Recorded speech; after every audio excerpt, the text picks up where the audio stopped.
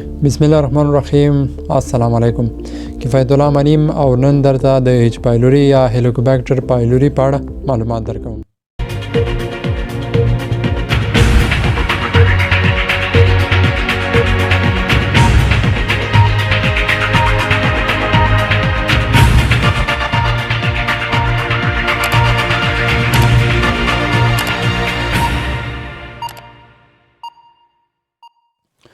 H-Pylori یا هلیکوبیکټر پایلوري یو میکروب دی، یو ژوندی موجود دی چې د خوړو او ملوثو اوبو په ذریعه له محیط څخه اخیستل کیږي او بالاخره معدې ته ځان رسوي او هلته ځای پر ځای کیږي.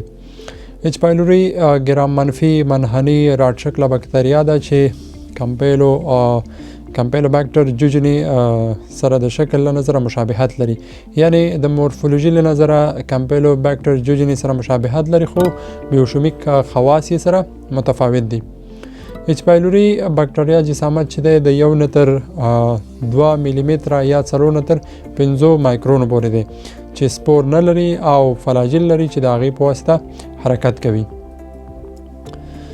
د معدې د ناروغیو یوه ستره برخه د دې H-Pylori انتان په واسطه میکروبي کېدل دي چې دغه میکروب د ککړو غوړو په ذریعه له بیروني محیط څخه اخیستل کیږي او ځان هضمي کانال ته رسوي او د معدې یا کوچنیو کولمو په اوله برخه کې ځای پر ځای کیږي. دغه بکټریا د لومړي ځل لپاره په 1983 کال کې د استرالیا په هیواد کې د وارن او مارشل لخوا د پیپټیک السر یا د معدې د زخم د ناروغ په مخاطي غشا کې لاسته راوړل شو. H-Pylori د اثناعشر د زخم یا ډوډینل السر او کرونیک ګاسټرایټس یا اوږدمهاله د معدې التهاب تر ټولو معمول سبب دی. د H-Pylori ارګانیزم په طبیعي شکل سره د انسان په معده کې اوسیږي او د یو شخص څخه بل شخص ته انتقالیږي. د انتقال لارې په واضح ډول معلومه نه ده خو داسې فکر کیږي چې انتقال یې د اورل او فیکو اورل لارې صورت نیسي، ځکه د یو شمیر ناروغانو د سلیوه او د غایطه موادو څخه تجرید شوې ده. د نړۍ 50% خلک په H-Pylori باندې اخته دي او منتن دي چې له دې جملې څخه خوشبختانه 80% ناروغان بې عرضه دي او اعراض نه ورکوي. یوازې 10% هغه ناروغان کوم چې په H-Pylori باندې اخته دي هغوی ته پیپټیک السر خصوصا ډوډینل السر چې دی پیدا کیږي او په 50% ناروغانو کې بیا د ګاسټریکس یا د معدې د سرطان سبب ګرځي. دا لومړنۍ بکتریا و چې د کانسر یا د سرطان په پیدا کېدو کې وپېژندل شوه. H-Pylori بکټریا په 15 نه تر 20 سانټیګریډ حرارت کې او یا هم سکیرو محیط کې ښه وده کوي. که د تودوخې درجه د 15 سانټیګریډ څخه کمه شي نو نوموړی ارګانیزم وده نشي کولی او له منځه ځي. بکتریا په هغه اتموسفیر کې چې هلته اکسیجن 15%، کاربن ډای اکساید اندازه 10% او نایتروجن اندازه 80% وي ښه وده کوي. دغه مایکرو ارګانیزم 3 عمده خواص لري چې له جملې څخه یو اکسیډیز پکې مثبت وي، همدارنګه کټلیز هم پکې مثبت وي او د یوریز انزیم هم تولیدوي چې دا د دغه بکتریا عام خصوصیات دي. اوس په وایرولنس فیکټورونو باندې غږیږو. وایرولنس فیکټورونه مخکې له دې چې د دې بکټریا په پاتوجینیسس باندې خبرې وکړو د H-Pylori په وایرولنس فیکټورونو باندې غږیږو ځکه دا په پاتوجینیسس کې رول لري. لومړی وایرولنس فیکټور هغه فلاجیل دی. دا بکتریا فلاجیل لري چې بکتریا ته حرکت ورکوي ترڅو د H-Pylori بکتریا وکولی شي خپل ځان د معدې د لومین څخه د معدې اپیتیل حجراتو ته ورسوي او هلته کولونایز شي چې په دې انځور کې په واضح ډول دغه وایرولنس فیکټورونه ښکاري. دوهم د فلاجیل ترڅنګ د یوریز انزیم افرازوي او دغه انزیم د دې باعث ګرځي چې H-Pylori بکتریا د وکولی شي د معدې اسیدي محیط کې ژوندی پاتې شي چې د دې یوریز انزیم په واسطه یوریا چې د په امونیا باندې بدلیږي. دریم د دې ترڅنګ دغه بکتریا په خارجي برخه کې لیپوپولیسکرایډ لري چې دا لیپوپولیسکرایډ دغه بکتریا ته د معدې د اپیتیل حجراتو سره د وصل کېدو قابلیت ورکوي او همدارنګه لیپوپولیسکرایډ د التهاب په منځ راتګ کې هم ونډه لري.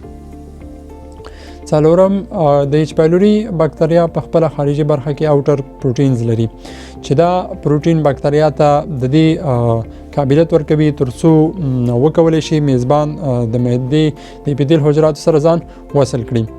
پنځم وایرولنس فیکټور چې دی هغه د ایچ پایلوري بکتریا اکزوټوکسین تولیدوي لکه وایکولیټینګ ټوکسین یا وایک ای چې دغه ټوکسین د واکیلونو د رامنځته کېدو سره د میزبان د معدې اپیتیل حجرات تخریبوي. شپږم وایرولنس فیکټور چې دی هغه د ایچ پایلوري چې دی ځینې انزایمونه دي. د ایچ پایلوري بکتریا ځینې انزایمونه لکه میوسینیز کوم چې د معدې مخاط تخریبوي، پروټیز کوم چې د پروټینو د تجزیې سبب ګرځي او لایپیز کوم چې د شحمو د تجزیې سبب ګرځي، دا هم د ایچ پایلوري بکتریا په واسطه تولیدیږي. بل جوړښت چې ایچ پایلوري لري هغه ټایپ 4 سیکریشن سیستم دی. دا یو پیچکارۍ ته ورته مالیکول دی چې د دې مالیکول په واسطه ایچ پایلوري بکتریا د میزبان حجراتو ته مختلف ډوله افیکټرز لکه کیک ای زر کوي چې دا د میزبان په حجراتو اکټین ریموډلینګ منځته راوړي او د میزبان حجره دې ته هڅوي ترڅو انټرلیکین اته کوم چې یو سایټوکین دی دا تولید شي چې دا بیا التهاب منځته راوړي. همدارنګه کیک ای د میزبان د حجراتو په نمو او پروز باندې هم تاثیر واردوي. اوس په دې غږیږو چې څنګه د ایچ پایلوري بکتریا د انسان په بدن کې د معدې زخم او د التهاب سبب ګرځي، یعنی په پاتوجینیسیس باندې خبرې کوو. پاتوجینیسیس د دې بکتریا د مناسب ودې لپاره مناسب پیج د 6 نه تر 2 پورې دی، نو ځکه دا بکتریا د معدې په لومین کې وده نشي کولی او زر له منځه ځي، ځکه د معدې په لومین کې پیج د 1 او 2 ترمنځ دی. ایچ پایلوري د معدې د مخاطي طبقې په عمیقو برخو کې د اپیتیلیم سطحې ته نږدې کوم چیرې ده چې پی ایچ 7.4 دی اوسیږي او په هغه ساحه کې د مزمن التهاب سبب ګرځي. یوریز چې د ایچ پایلوري په واسطه تولیدیږي د امونیا د آیونونو د تولید سبب ګرځي، نو د دې بکتریاو په شاوخوا کې د معدې اسیډیټي خنثی کوي او د دې ارګانیزمونو وده ښه کوي. د بلې خوا څخه امونیا حجراتو ته صدمه رسوي او د ایچ پایلوري په واسطه تولید شوي سایټوټوکسین تاثیرات تشدیدوي. نو په لنډ ډول سره پاتوجینیسیس داسې وایو چې د ایچ پایلوري مایکرو ارګانیزم د معدې د مخاطي غشا په سطحه تولیدونکو حجراتو سره وصلیږي، تکثر کوي او د یوریز انزایم افرازوي چې دغه انزایم یوریا په امونیا بدلوي او دغه امونیا بیا د معدې سیل خنثی کوي او د مایکرو ارګانیزمونو د ژوند لپاره زمینه مساعدېږي. د بله د مخاطي حجراتو په سطحه باندې التهابي عکس العمل د دې سبب ګرځي چې مخاطي طبقه له منځه لاړ شي، چې د دې محافظوي طبقې له منځه تګ ګاسټرایټس یا د معدې التهاب، پیپټیک السر د معدې زخم او سټمک کارسینوما یا د معدې سرطان ته زمینه مساعدوي. کلینیکي لوحه بیا هم یادونه کوو چې د دې 80% ناروغان اسیمپټومټیک وي، یعنی اعراض نه ورکوي. پاتې ناروغان به د ګاسټرایټس او پیپټیک السر له اعراضو څخه شاکي وي، لکه د اپیګاسټریک ناحیې درد، بې اشتهایي، زړه بدوالی، کانګې او ژر مړېدنه. که چیرې په ناروغ کې فعال زخم موجود وي نو ممکن د کانګو سره وینه وغورځوي یا میلانه ولري. په ناروغانو کې وزن بایلل موجود وي، د اوږو او د ملا د عضلاتو دردونه، هارډبرن، د لاسونو د بندونو دردونه، د خېټې د بادونو ډیروالی، د وینې کموالی، قبضیت په خېټه کې بیلابیل اوازونه، د خېټې دوامداره بادونه او پړسوب. په ځینو حالاتو کې ترخې او ترشي اوبه چې دی تر خولې راپورته کېږي. د ډکو میتیازو رنګ به چې دی توره بڼه غوره کړې وي او بدبوی به چې دی ځان ته غوره کړې وي. د خېټې خفیف دردونه چې معمولا د ډوډۍ له خوراک څخه وروسته پیلېږي او په ځینو ناروغانو کې د اوږد مهال لپاره اسهال هم موجود وي. لابراتواري تشخیص د ایچ پایلوري لابراتواري تشخیص چې دی په دې ډول کوو چې دغه مایکرو ارګانیزم د انسان په غایطه موادو کې نه لیدل کېږي. البته د ایچ پایلوري د انټیجنونو لټول په غایطه موادو کې تشخیص وضع کوي، خو د انټي بایوټیک ترافي څخه وروسته د ایچ پایلوري انټیجنونه په غایطه موادو کې نه لیدل کېږي. د تشخیص لپاره د معدې د مکوزات څخه بایوپسي اخیستل کېږي او د ګرام تلوین څخه وروسته لیدل کېږي. همدارنګه په کلچر میډیا کې د یوریز انزایم د موجودیت شواهد هم لیدل کېږي. د ناروغ په سیروم کې آی جی جی انټي باډي لیدل کېږي چې دا د شخص مندن کېدل په ایچ پایلوري باندې موږ ته راښایي. او بالاخره مهمه تشخیصیه معنی چې دغه یوریا بریت ټیسټ دی. په دې ټیسټ کې راډیو لیبل یوریا ناروغ ته ورکول کېږي تر څو یې بله کړي که چیرې انتان موجود وي نو د ناروغ په تنفس کې به راډیولیبل کاربن ډای اکساید خارج او مشخص شي. اوس د ایچ پایلوري ناروغۍ په درملنه باندې غږیږو. د ایچ پایلوري د درملنې لپاره دا خبره مهمه ده چې کله هم د ایچ پایلوري انتان تداوي کوو نو 2 یا 3 درمل به په یو ځای په کمباین شکل سره ناروغانو ته ورکوو، ځکه دا انتان همیشه د یو دوا په مقابل کې مقاومت ښیي. د ایچ پایلوري د درملنې لپاره 5 ډوله رژیمونه پیژندل شوي دي چې موږ ترې اوس یو رژیم څخه یادونه کوو. لومړی رژیم چې د ناروغانو ته د 2 نه تر 14 ورځو لپاره توصیه کیږي. په دې کې 3 درمل شامل دي چې لومړی اومپرازول 60 ملي ګرامه د ورځې 2 ځلې، ورسره کلریترومایسین 500 ملي ګرامه د ورځې 2 ځلې، او ورسره میټرونیډازول 400 ملي ګرامه د ورځې 3 ځلې ناروغانو ته توصیه کیږي.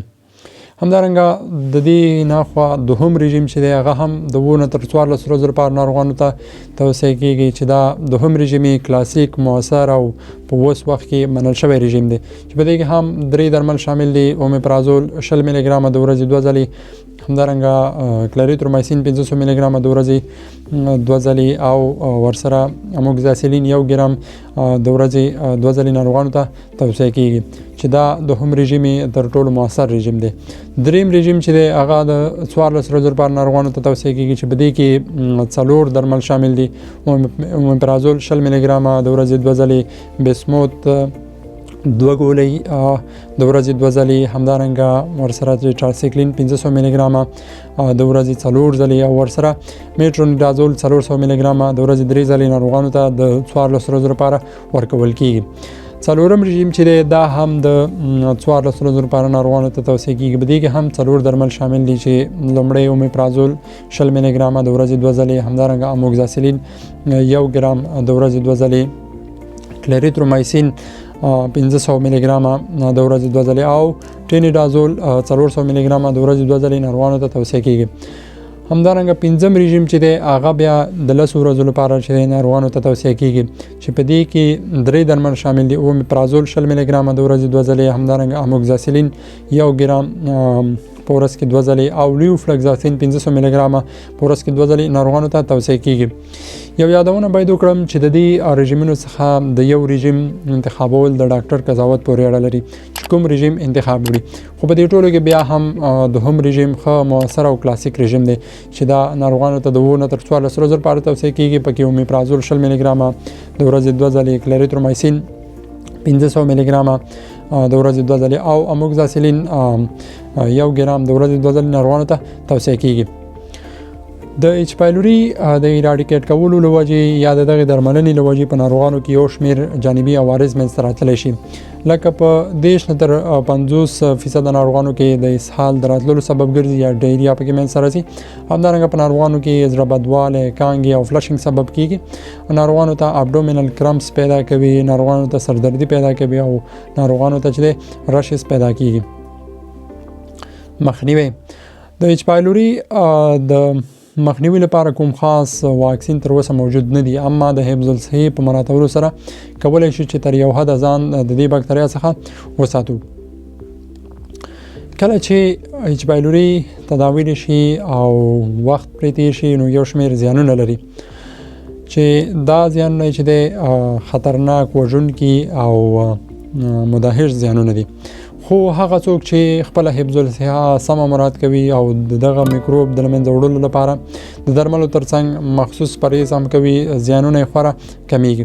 زیانونه لکه پیپټیک السر، د معدې زخم، کرونیک ګاسټرایټس یا د معدې اوږدمهاله التهاب، همدارنګه د هاضمیت فقدان، ګاسټریک اډینو کارسینوما، د معدې خبیث سرطان، ګاسټریک مالټوما، د معدې په دیوالونو کې د شحمیاتو ځای پر ځای کېدل، آی ټي پی یا ایډیوپیتیک ترومبوسایټوپینیک پرپوریا یعنی د صفحات دمویه کمبود، او همدارنګه جړ یا د معدې څخه مرۍ ته په خپل سر د خوړو پورته کېدل د ایچ پایلوري د زیانونو څخه دي.